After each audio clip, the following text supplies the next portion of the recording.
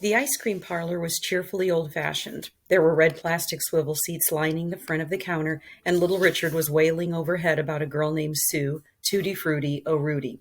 It was brightly lit, the walls painted candy red and pink. A bell tinkled as they walked through the door. A man was facing away from them, bent over a counter behind rows of tubs of ice cream in various colors and consistencies. He turned, a smile already growing on his face, and said, "Welcome, what can I—" The smile faded. His eyes widened. The children pressed their hands against the glass, looking down at the ice cream. "Whoa," Fee said. "I'm going to get every kind at once. I'm going to get absolutely sick of ice cream." "You can pick out 2 flavors," Arthur told her. "Nothing more. You don't want to spoil your appetite for dinner." "Yes, I do," she assured him. "I want to spoil it so bad." You, the man behind the counter sputtered. "Yes," Linus said, "I am me. Thank you for noticing. Children, please form a line, one at a time, so the gentleman isn't overwhelmed." "No," the man said, shaking his head furiously. "Absolutely not. You need to leave." The children fell quiet. Before Linus could speak, dread beginning to flood through him, Arthur beat him to it. "Come again?" The man was turning red. A vein throbbed in his forehead. "I don't serve your kind here." Zoe blinked. "Excuse me?" The man pointed at a wall. There, ever present, was a familiar poster. "See something? Say something." "I reserve the right to refuse service," the man said, "to anyone I choose. I see something, I say something, and I'm saying there's no way you're getting anything from me."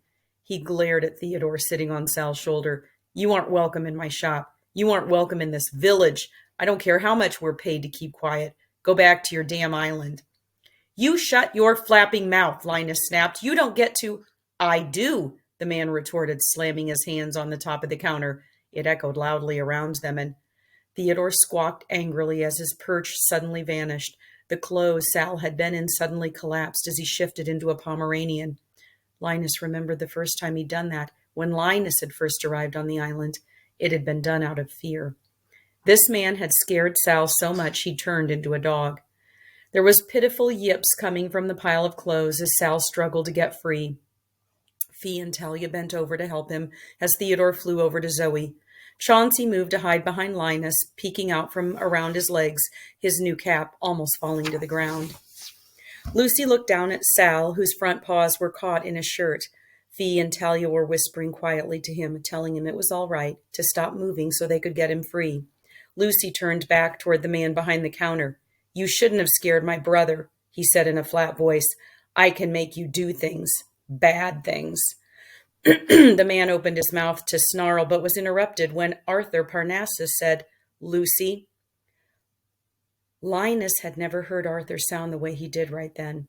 It was cold and harsh, and though it was just a single word, it felt like it was grating against Linus's skin. He looked over to see Arthur staring at the man behind the counter, eyes narrowed, hands flexing at his sides. The man behind the counter didn't seem to be afraid of the children, but he was afraid of Arthur. "How dare you?" Arthur said quietly, and Linus thought of a tiger hunting. "How dare you speak to them that way? They're children." "I don't care," the man said, taking a step back. "They're abominations. I know what their kind is capable of." Arthur took a step forward. "You should be more worried about what I'm capable of." The room felt warmer than it had been just moments before. Much warmer. "Arthur, no," Zoe said. "Not here. Not in front of the children. You need to think this through." Arthur ignored her. "All they wanted was ice cream. That's it. We would have paid and they would have been happy and then we would have left. How dare you, sir?" Linus stepped forward in front of Arthur. He turned away from the man behind the counter to look up. He took Arthur's face in his hands. He felt like he was burning from the inside out. This isn't the right way to go about this. Arthur tried to jerk his face away, but Linus held on. "He can't." "He can," Linus said quietly, "and it's not fair. At all. But you need to remember your position. You need to remember who looks up to you, who you care for, and what they'll think. Because what you do here now will stay with them forever." Arthur's eyes flashed again before he slumped. He tried for a smile and mostly made it. "You're right, of course. It's not—" The bell above the door tinkled again. "What's going on here?" Linus dropped his hands and stepped back. Helen, the man behind the counter cried, these things won't leave. Well, they don't appear to have gotten their ice cream yet, Norman, so I should expect not. It was the squat woman from the hardware store. She still had the smudge of dirt on her forehead, though she'd divested herself of her gardening gloves. She didn't look pleased. Linus hoped they weren't going to have more trouble. I'm not serving them, Norman growled. I won't. The woman, Helen, sniffed daintily. That's not up to you to decide. I would hate to bring up at the next council meeting how you're turning away potential customers. Your lease is coming up for review after the new year, isn't it? It'd be a shame if it wasn't renewed. Linus thought the vein in Norman's forehead was about to burst. You wouldn't do that. Helen arched an eyebrow. Do you really want to find out? I won't do it. Then go into the back and I'll handle it. But, Norman? Linus thought Norman was going to argue further. Instead, he glared at the children and Arthur again before he spun on his heels and stomped through a swinging door. It slammed against the wall. Helen sighed. What a daft little bitch. I want to be just like you when I grow up, Talia breathed in awe. Fee stood next to her, nodding in agreement. She held Sal in her arms, his face pressed against her neck. Helen winced. Oh, ignore me. I shouldn't have said that. Never curse children, understood? They nodded, but Linus could already see Lucy mouthing daft little bitch in glee. Who are you? Zoe asked suspiciously. She smiled at her. I own the hardware store. I had the most delightful discussion with Talia here about gardens earlier today. She was most knowledgeable. Helen is also the mayor of Marsyas, Arthur said. Whatever had been burning within him appeared to have subsided. He had his composure back and once again looked calm. There is that, Helen agreed. Arthur, it's nice to see you again. The mayor? Talia asked. Do you do everything? Linus had to agree. He hadn't expected that. You would think so, Helen said. She glanced at the door still swinging on its hinges, and apparently that includes cleaning up after men throwing their snits. Honestly, for all their bluster, I've noticed that men melt so very easily. Little snowflakes they are. I don't, Lucy told her seriously. I was going to make him think his skin was boiling off before you got here, but I'm still a man. Helen looked astonished, but recovered quickly. Well, I'm glad I showed up when I did. And I think you have a ways still yet to go before you're a man. But I have hopes you will be a better man. You're certainly in good company. Lucy grinned up at her. She clapped her hands. Ice cream. Isn't that why you're here? You can serve ice cream too? Talia asked. Helen nodded as she walked around the corner where Norman had been standing. It was my first job. I was 17. It was a different parlor back then, but I expect I still know how to work a scoop. It's how I know Arthur here. He would come in here when he was a child. That got Linus's attention. Arthur was a child? Fee asked, astonished. Why would you think otherwise? Arthur asked, taking Sal from her. I don't know. I guess I always thought you looked like you do now. Oh, that's almost certainly true, Helen said. He dressed the same, at least, like the world's smallest adult, always polite. He liked cherry flavor the most, if memory serves. Everyone turned slowly to stare at Arthur, even Linus. Arthur shrugged. I liked how pink it was. Children, in a line. Linus, would you help Sal, please? I think he'd like that. Linus could do nothing but nod dumbly. His mind was racing, and he had so many questions he could barely think straight. Chauncey handed him Sal's clothes. He carried them under his arm as Arthur handed Sal over. Sal was shaking, but he curled against Linus. There's a restroom behind you, Helen said as Lucy began to ask her if the pistachio flavor had any bugs in it, for some privacy. Thank you, Arthur whispered as he stroked a finger down Sal's back. For what? Linus asked. Arthur met his gaze. You know what? I shouldn't have let that man get to me the way he did. Linus shook his head. It wasn't. I didn't do anything. You did, Arthur said. Even if you don't believe it, I'll believe it enough for the both of us. You're a good man, Linus Baker. I'm so very pleased to know you. Linus swallowed thickly before he turned toward the restroom. It was unisex and efficient, with a sink and a toilet. He set Sal's clothes down and leaned his back against the wall. It's okay, he said to the trembling dog in his arms. I know it can be scary sometimes. But I also know that Arthur and Zoe would never let any harm come to you. Neither would Talia or Fee or Theodore or Chauncey or Lucy. In fact, I think they would do just about anything to keep you safe. Did you hear when Lucy called you his brother? I think all the other children feel the same. Sal whined softly, his nose cold against Linus's neck. It's not fair, Linus said, staring off into nothing, the way some people can be.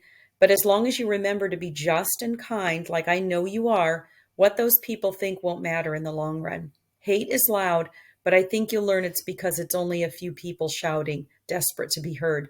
You might not ever be able to change their minds, but so long as you remember you're not alone, you will overcome. Sal barked. Yes, he was a daft little bitch, wasn't he? Now, I'll stand outside the door and wait for you to change back and get dressed. And then we'll go out and get some ice cream, though I probably shouldn't. Not good for the waistline, after all. I've got my eye on the mint chocolate chip. I've earned a little treat. I think you have too. How about it? Sal wiggled in his arms. Good, that's better. And if you ever feel scared like this again, there is no shame in changing as you have, so long as you remember to find your way back. He set Sal down. Sal wagged his little tail at him. I'll be right outside. He walked out the door, shutting it behind him. He heard what appeared to be the snap and pop of bone, followed by a heavy sigh. Out in the shop, Lucy, Talia, and Fee were sitting in a booth. Lucy somehow already had ice cream in his hair. Chauncey was carrying his paper bowl toward them, bellhop cap sitting jauntily on his head. Zoe was standing next to the table, holding up a spoon to Theodore, his tongue flicking out, eyes rolling back in ecstasy. Arthur was standing at the counter, speaking quietly to Helen. Linus watched as she reached over and put her hand on his. Okay, a voice said through the door. I'm ready. Good, Linus said. Let's see then. The door opened. Sal looked a little sheepish, hand rubbing against the back of his neck. There we go, Linus said. Right as rain. Sal nodded, averting his gaze. Linus? Yes. Sal's hands tightened into fists. What did he mean? About? Sal glanced up at him before looking away. He said he doesn't care how much he gets paid to keep quiet. What did that mean?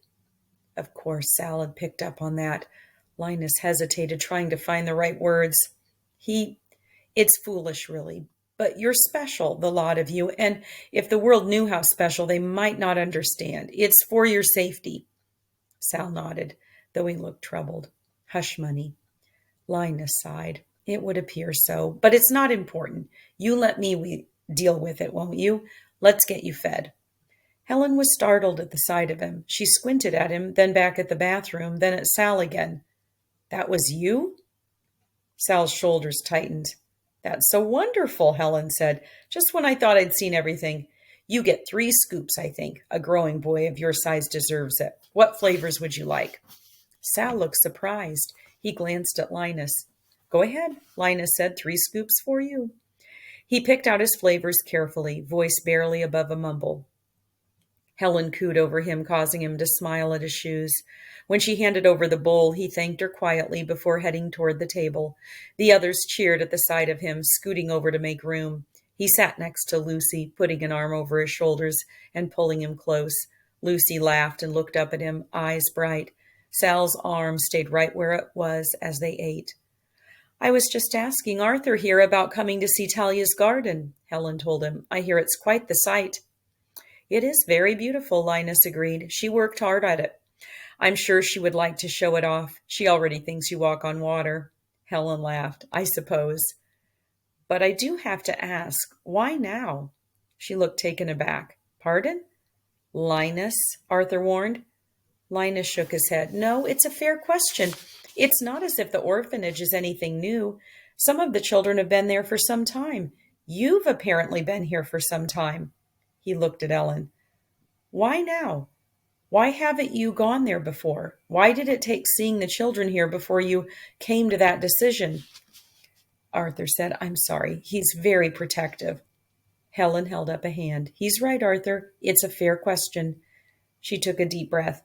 And I have no excuse. Perhaps I allowed my perception to become colored, or perhaps it was out of sight, out of mind. See something, say something, Linus murmured. Helen frowned as she glanced at the poster on the wall. Yes, that. It's unfortunate. We get trapped in our own little bubbles, and even though the world is a wide and mysterious place, our bubbles keep us safe from that, to our detriment.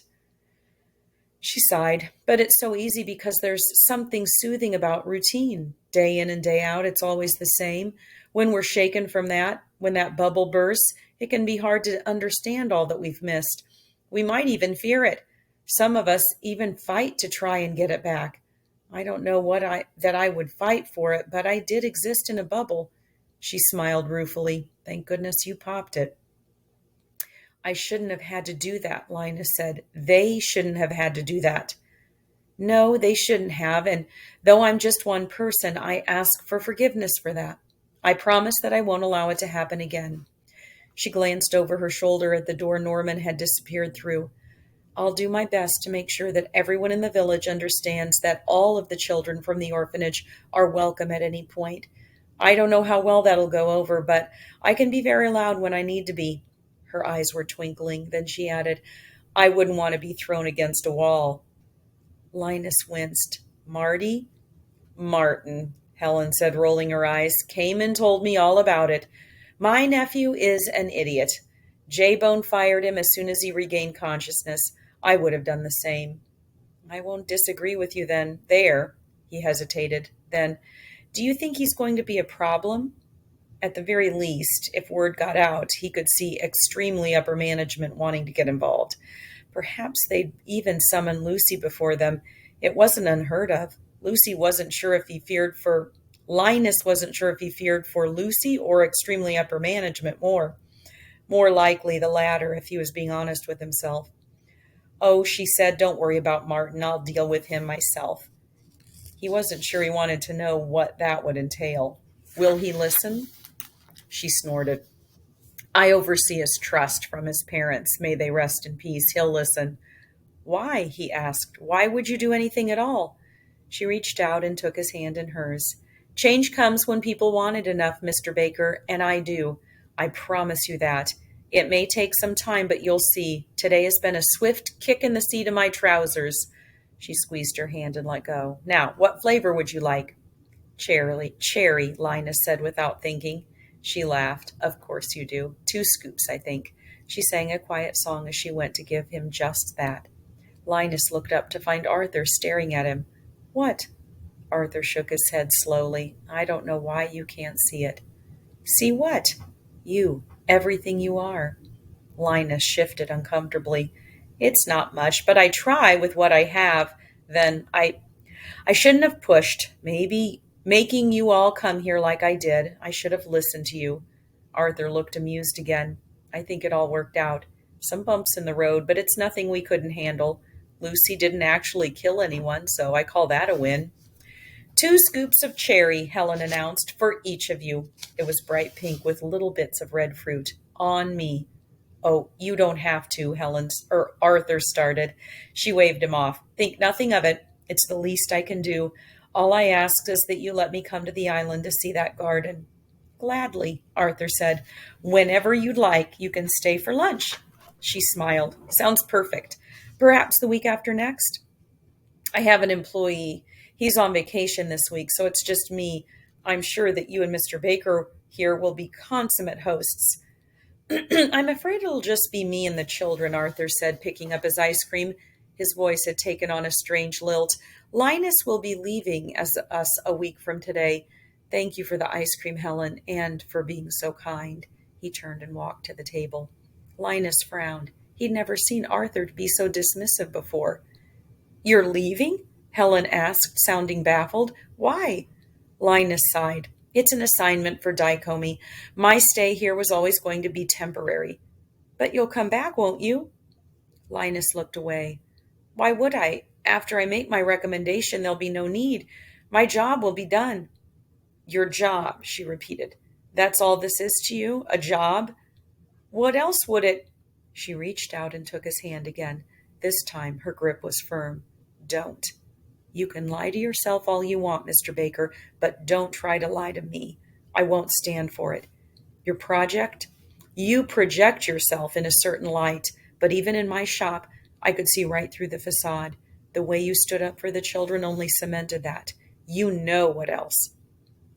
It's not my home, Linus admitted quietly. I live in the city. Helen scoffed. A home isn't always the house we live in. It's also the people we choose to surround ourselves with. You may not live on the island, but you can't tell me it's not your home. Your bubble, Mr. Baker, it's been popped. Why would you allow it to grow around you again? She turned and hollered for Norman, disappearing through the swinging door, leaving Linus staring after her. His ice cream was beginning to melt. The man in the post office barely acknowledged his presence. He only grunted while Linus paid to have the report mailed off.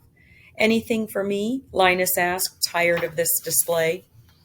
The man glared at him before turning and digging through a plastic box, rifling through envelopes. He pulled out a large one this time. It was much thicker than any other mail Linus had received while on the island. He frowned when the man handed it over. It was from Dicome. Thank you, Linus said, distracted. The envelope was heavy and stiff when he picked it up. He left the post office. He was in the bright sunshine. He took a deep breath. The others were back at the van waiting for him. He shouldn't open it now, but he had to know what was inside. He tore the top of the envelope carefully. There was a file inside, much like the ones he'd been given when he'd been sent to the island. The file didn't have a name on it. It was blank. The first page was a cover letter. He pulled it out and blinked when something fell onto the sidewalk, bouncing onto his loafer. He looked down. It was an old metal key. He bent down and picked it up. It was lighter than he expected. The cover letter said, Department in charge of Magical Youth, memo from extremely upper management. Mr. Baker, thank you for your second report. It was thorough, as always, and quite enlightening. The descriptions of the daily lives of the children gave us plenty to consider. However, we do have some concerns. As you'll recall, we asked previously for a more in-depth look at Arthur Parnassus, and while you did provide that to us, we couldn't help but notice that it appeared to be less objective than we expected. In fact, the entire report is unlike any other you've written. You were chosen for this assignment in part because of your impartiality. You were able, even in the face of adversity, to maintain a degree of separation from the children and people you were investigating. That doesn't seem to be the case here. We would caution you against this, Mr. Baker. People will say and do anything they can in order to appease those in power. It's a weapon, and one that is wielded quite deftly. Those who aren't immune to such things might find themselves thinking in ways they shouldn't. Your time on Marsyas will end shortly. You will return to the city. You will be given another assignment, and this will occur all over again. Shield your heart, Mr. Baker, because this is what they go for first. You cannot allow yourself to lose sight of what is real here. You must remain objective. As we're sure you're aware, the rules and regulations dictate that any and all relationships formed must remain completely professional. You cannot be seen as being compromised, especially if there is evidence that an orphanage needs to be closed in order to protect the children. We can admittedly say that we may have underestimated how susceptible you might have been to such attentions from someone like Mr. Parnassus. Seeing as how you're unmarried, we can understand how you might be feeling confused or conflicted. To that end, we want to remind you that Dicome and extremely upper management are here for you. We care about you. Upon your return from the island, we'll require you to attend a psychological evaluation, for your own peace of mind, of course. The well-being of our caseworkers is of the utmost importance. You are the lifeblood of Dicome, and without you, there would be no us. There would be no hope for the children. You matter, Mr. Baker. To assist you in making sure your thoughts are in order and in an effort to be fully transparent, we've enclosed a semi-complete file on Arthur Parnassus. He is, as you'll soon see, not who you think he is. The Marsyas orphanage is an experiment of sorts to see if someone of his demeanor could be in charge of a group of unusual children, to keep them all in one place in order to protect our way of life. The island is well known to him, seeing as how he grew up there, in an orphanage that was once closed down because of him. This report is for your eyes only. It is not to be discussed with anyone else, including Mr. Parnassus. Consider it classified level 4. In addition, you will find enclosed a key. If the locks haven't been changed, this should open the cellar door hidden in the garden. It will give you insight as to what Arthur Parnassus is truly capable of. Soon, Mr. Baker, you will be coming home soon. We look forward to your next report and your final debrief upon your return. Sincerely, Charles Warner, Extremely Upper Management. Chapter 15. Though the curiosity was begging to kill the cat, Linus ignored it. He ignored it as he walked back to the van. He ignored it as he climbed inside. He ignored it as Arthur smiled at him, asking him if he was ready to go home. Yes, he said evenly, I'm ready. The children were high on sugar and the day's outing and babbled most of the way to the ferry. Merle scowled at them when he opened the gate, but they ignored him. By the time they were halfway across the channel to the island, the children were asleep, with the exception of Sal. Theodore was curled in his lap, wing over his head to block out sunlight. Did you have a good time? Linus heard Zoe ask him. I think I did, Sal replied. Mr. Baker helped me. He told me I can be scared, but to remember there's more to me than that. He sighed. People can be rude, and they can think dumb things about me, but I have all of you, and that's what's most important. Right, Mr. Baker? Linus thought it was far too late to shield his heart. The children blinked slowly as they woke when Arthur switched off the van in front of the house. Lucy yawned and stretched, accidentally hitting Talia in the face with his elbow. She shoved his arm away. Sorry, he said. Perhaps we'll have dinner a little earlier tonight, Arthur announced. I don't think some of us will last much longer after. Let's go inside and take your things. Make sure they're put away safely. Talia, you may go to the gazebo if that's where you'd like to store your new tools. She shook her head as Zoe slid the van door open. I'm going to keep them with me tonight. It's a gnomish thing. The tools must be in my bed the first night, so they'll know they belong to me. Arthur flashed a smile. Funny, I've never heard that before. Very ancient gnomish tradition, very secretive. You're lucky I'm even telling you about it. Is that right? I'll remember that from this point on. And with that, he opened his door and exited the van. It took Linus a moment to realize he was the only one left. He startled when his door was jerked open. He looked out to find Zoe watching him. Coming? He nodded, gripping the folder in his hands. He noticed she glanced down at it, and her brow furrowed slightly. He got out of the van. She closed the door behind him. You were awfully quiet on the ride home. Long day, he said. Is that all?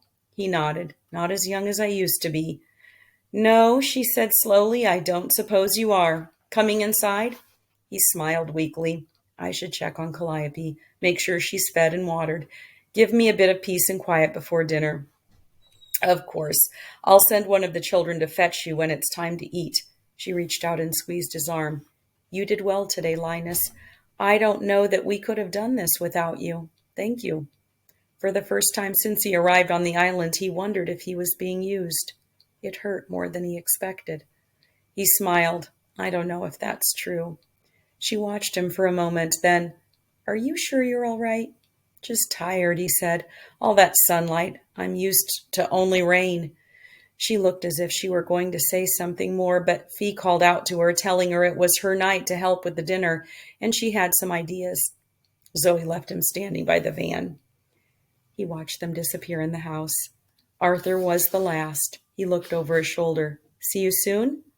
Linus could only nod. He paced in front of the bed, glancing every now and then at the file he'd placed there. It's nothing, right? He asked Calliope, who watched him from her perch on the windowsill. Absolute rubbish, most likely. Why wouldn't they have given me this information before if it were so necessary? And they accused me of losing objectivity? Me, of all people. Never heard of such a ridiculous notion. The nerve of those people sitting all high and mighty. Calliope meowed at him. I know, he exclaimed. It's preposterous, and even if it wasn't, I can still appreciate the qualities of the people here. It doesn't have to mean anything. It doesn't mean anything. Calliope's tail twitched. Precisely, and obviously Arthur has secrets. Everyone does. I have secrets. He stopped pacing and frowned. Well, that's probably not true, but just because I haven't said something doesn't make it a secret. But I could have one, and it would be the most secret. Calliope yawned. You're right, Linus decided. Why does it matter at all? It's probably nothing, a scare tactic. And even if it's not, it won't change anything. I don't have any untoward feelings about anyone, and in a week we'll leave this place, and in time we'll think back fondly about our stay here and nothing more. We certainly won't regret not saying anything to anyone about feelings that don't exist. Calliope put her head on her paws and closed her eyes. She had a good idea. Maybe Linus should sleep on it, a nap perhaps, or even ignore it until tomorrow. He hadn't lied when he'd said it'd been a long day. He was tired. Many things had happened, and while not all of them had been good, it certainly hadn't been a disaster that ended up with Lucy causing someone to explode or Talia braining another person with her new spade. Yes, he said to himself, a shower and then a nap. I might not even wake up until tomorrow. I can certainly miss a meal, especially after having cherry ice cream. He paused, considering, which I didn't even like. That was a lie. It had been delicious. It tasted like childhood. He turned to walk toward the bathroom. Instead, his feet led him to the edge of the bed. He looked down at the file. The key sat next to it. He told himself to leave it alone, that if there was anything to know, he would just ask. He remembered the flash in Arthur's eyes, the way his skin had felt so hot. He remembered the way Arthur smiled, the way he laughed, the way he existed here on this island as if he had everything in the world he would ever want. It pulled at him, and he thought of how his world had been cold and wet and gray until he'd come here. It felt like he was seeing in color for the first time. Don't you wish you were here? He whispered. Oh, yes, he thought he might wish that more than anything. He had to stop it, because he didn't think he could take it, all of it, if it all turned out to be a lie. He opened the file. It began just as the previous one had. Name, Arthur Parnassus. Age, 45 years old. Hair, blonde. Eye color, dark brown. This was the same as the first file. The rest had been an outline of Arthur Parnassus, giving a vague idea of who he was and how long he'd been master of the Marsyas orphanage. This file, however, continued as the others had. Mother, unknown, believed deceased. Father, unknown, believed deceased. What did Helen say?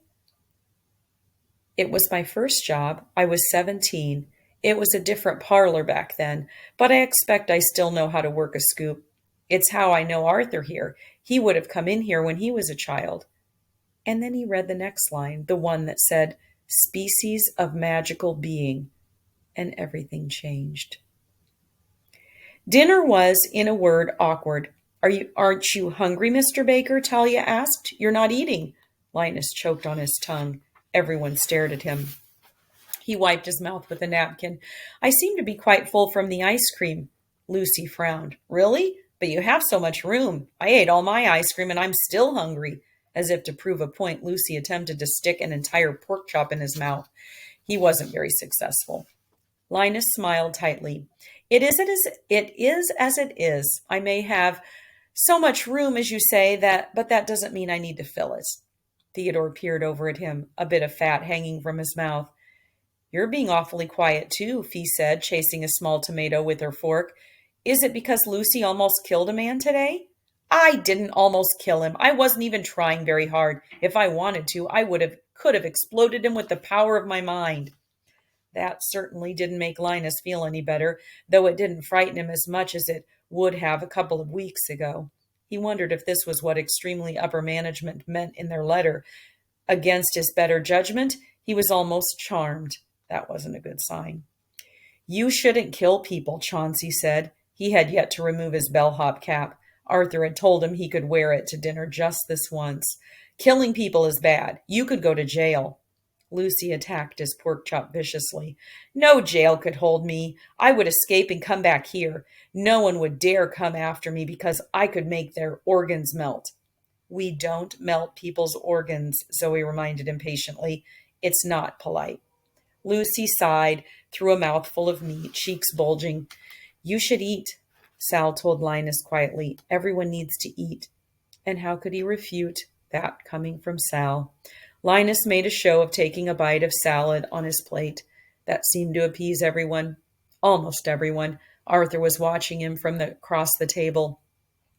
Linus was doing his best not to meet his gaze. It seemed safer that way. He didn't know what Arthur was capable of.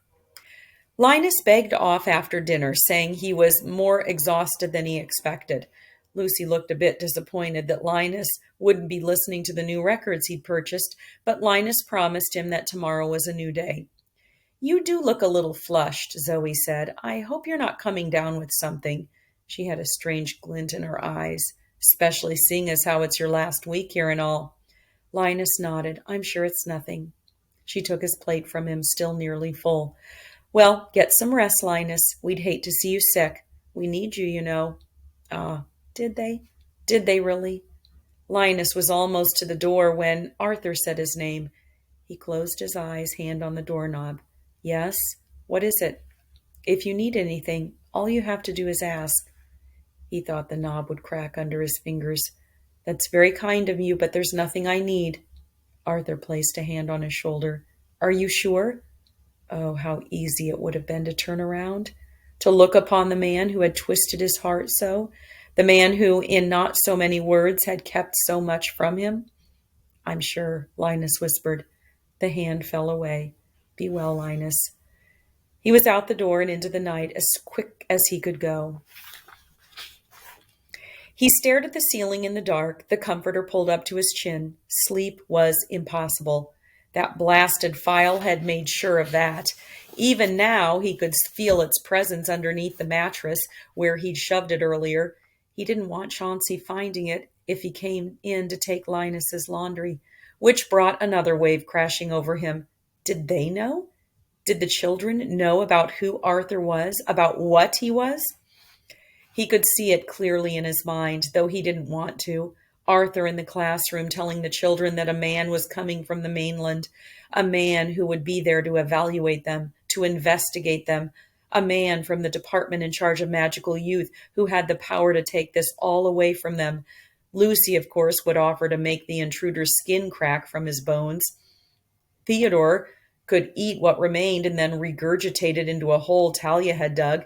The hole would be filled in and Fee would grow a tree on top of it. When someone came to ask after this interloper, Chauncey would offer to take their luggage, and Sal would say earnestly that they had no idea who Linus Baker was. Arthur, of course, would tell them in no uncertain terms that murder wasn't the answer. Instead, he whispered in Linus's head, "You must make him care about you. You must make him think, for perhaps the first time in his life, that he has found a place to belong." It was ridiculous, these thoughts, all of them, but thoughts late at night when sleep is nothing but a fleeting notion usually were. In the dark, all of it seemed as if it could be real. It was after midnight when he sat up in bed. Calliope yawned from her spot near his feet. "What if it's all a lie?" he asked her in the dark. "How did I get to the place where I wouldn't be able to stand that?" She didn't answer. Life before had been mundane and ordinary. He had known his place in the world, though every now and then the dark clouds parted with a ray of sunshine in the form of a question he barely allowed himself to ponder. "Don't you wish you were here?" More than anything else. And then another thought struck him, one so foreign that he was barely able to grasp onto it. It was so outside the realm of thought, of what he thought possible, that it boggled the mind. What if, he thought, it's not Arthur who's lying? What if it's not the children? What if it's Dicomie? There would be no way to prove it. There would be a way to prove that. One way. "No," he said, lying back on his bed. "Absolutely not." Calliope purred. "I'll just go to sleep, and in 6 days we'll go home, and all of this won't matter." What did the letter call me? Susceptible? Bah! Why, the very idea is ridiculous.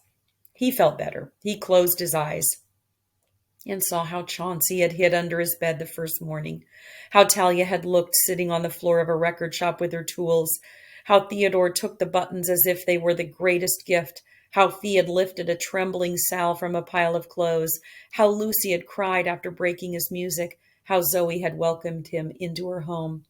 And of course, Arthur's smile. That quiet, beautiful smile that felt like seeing the ocean for the first time. Linus Baker opened his eyes. Oh dear, he whispered.